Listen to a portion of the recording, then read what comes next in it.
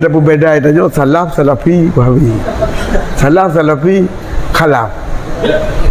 Niat Asy'ariyah salah wa khalaf akui berdua kita mau. Salafi Taimiyah. Jadi ujian keluar baju daripada salaf. Bak sebut Allah Taala jisim kan lagi jisim. Kan lagi jisim. Kan lagi jisim makhluk. Maka anda berjudai, apa dah berjudai, tapi dah jisim kalau lagi jisim makhluk, maka bentuk demikian. Baik dah kan bentuk si jisim juga jisim makhluk ayo. Anda gimana nak tu? Yo itu berjalahi dengan salaf. Sebab hana tidak salaf yang tersebut jisim kepada hana dalil Allah berjisim dan hana dalil Allah ada berjisim. Maka hajar pun jisim Allah. Haji tak kena najis Allah. Mana kena najis? Haji tak kena najis. Jadi masalah haji tak kena dali hada dali atas hana. Ke haji tak kena dah. Hana dali dah sembahyang isya. Hana dali dah sembahyang genap kan.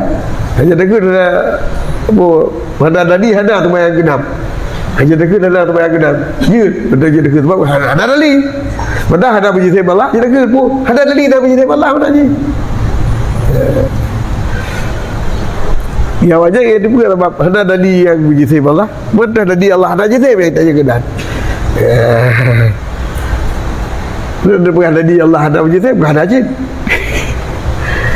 Bila dalil sare, tapi bila dalil lazim letak qul huwallahu ahad, Allahu samad, lam yalid wa lam yulad. Lam yalid wa lam yulad. Kebenaran lam yulad, Allah hendak terjadi daripada sesuatu. Puji sib kata tarkib. Berarti Allah terjadi daripada tu putusun jari kaki. Berarti yulad Allah. Jadi juga dari beda. Mujassimah kita beda. Tapi selama ada serupa Allah dengan makhluk, yo ada kafir. Jadi pendapat yang mudamat. Dia pendapat kan ke kafir cik. Cuma dia pegang ada ke kafir itu dunia. Berarti orang ada cik tahu kau kafir cik tak cok tindakan sebenarnya kita sebenarnya Islam. Beda huwa beda Allah kau jangan. Dua orang yang tasidan beda huwa beda Allah menurut Allah je. Beda urusan dia je.